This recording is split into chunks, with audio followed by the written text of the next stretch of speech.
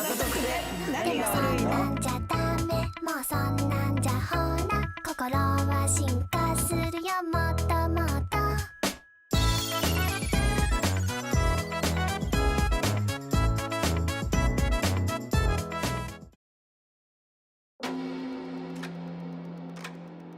El violador es tú. Femicidio.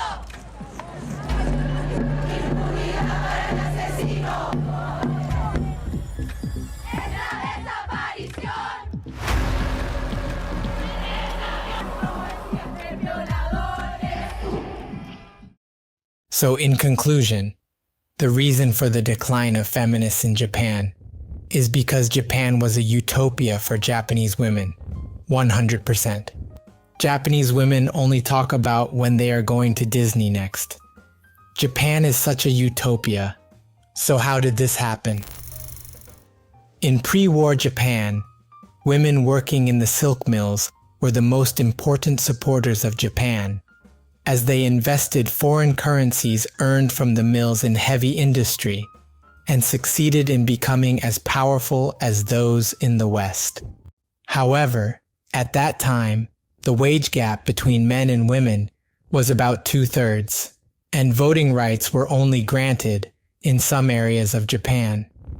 As a result, many women began to complain about the gender gap, and the idea of feminism became popular in Japan. And there are two women who have become leaders of this feminism.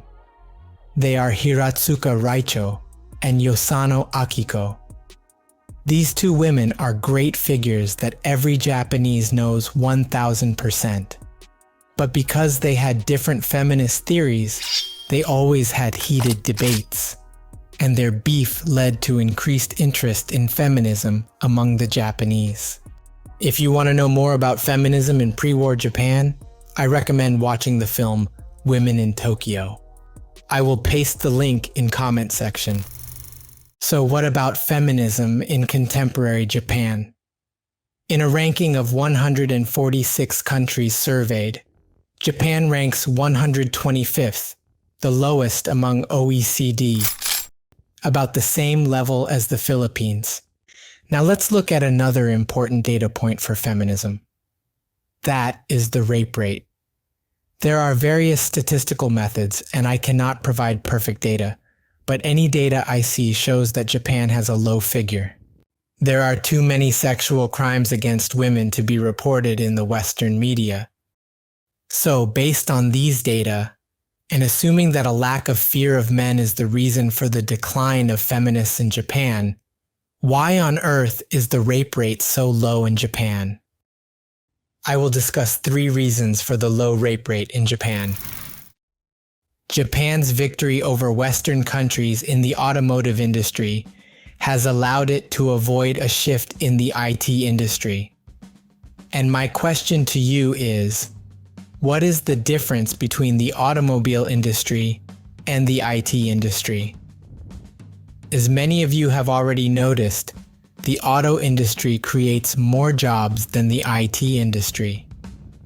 This is the reason why Trump considers the auto industry so important, 日本から自動車産業を奪い取れ and why the disparity is so severe in Western countries today. Furthermore, the IT industry is extremely dependent on immigrants, which is another major difference from the automobile industry. The automobile industry, which does not create inequality and does not require immigrants, has allowed Japan to successfully pursue a politics focused on employment stability, not economic growth, and has created a society with a total workforce, which has improved public safety and resulted in less violence against women. What would happen if a foreign man and woman got into a real fist fight? The woman would probably die. However, if a Japanese man and a Japanese woman were to punch each other, neither of them would probably die. This is because men do not have muscles. So much so that one wonders how the Japanese were able to defeat the Mongols. But today, the Japanese have no muscle. In the past, the Japanese had faith in muscles. But as security improved, muscles came to be disliked by the Japanese as something unnecessary and ugly that creates physical disparity between men and women. And almost all Japanese men, including celebrities, have been deprived of muscles. And this muscle is the biggest difference between Japan and Korea. Japan and Korea are similar countries, but Korea's rape rate is very high, as almost all Korean men are required to serve in the military for about 2 years, which forces them to build up their muscles. And because of this, feminism is also very active in Korea. The fact that Japan and Korea, two similar countries, are so different in their interest in feminism makes it impossible to ignore the influence of muscles on feminism. There is another reason why Japanese do not build muscle.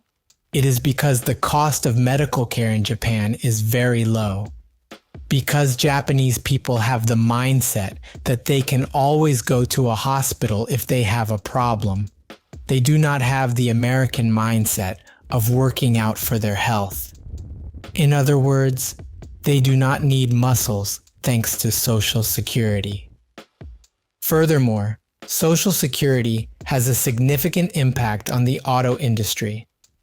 While Japan's Social Security requires all citizens to be covered by the national medical insurance system, thus the state takes the role of the insurance system.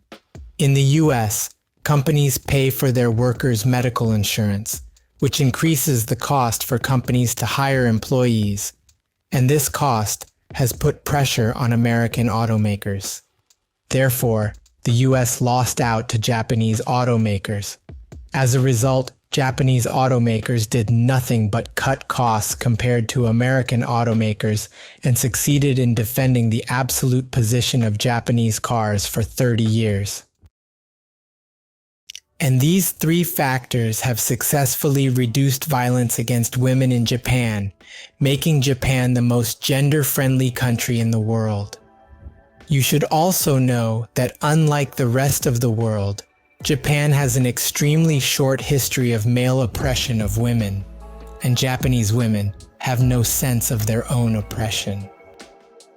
For example, one of the most surprising things written in various documents by foreigners visiting Japan during the Edo period was that Japanese women traveled alone, and since it was so safe that women could walk alone on some well-developed roads and not be attacked, it was not surprising that Japan had built up 2,000 years of Japanese men have succeeded in gaining the trust of women during the 2,000 years of peaceful history that Japan has created. I urge you all to solve these three factors and create a utopia for women that is a little more prosperous, fun, and safe, like Japan is today. I believe that if you do so, the number of feminists will decrease. And be sure to subscribe to the channel because this channel will change your life. Goodbye.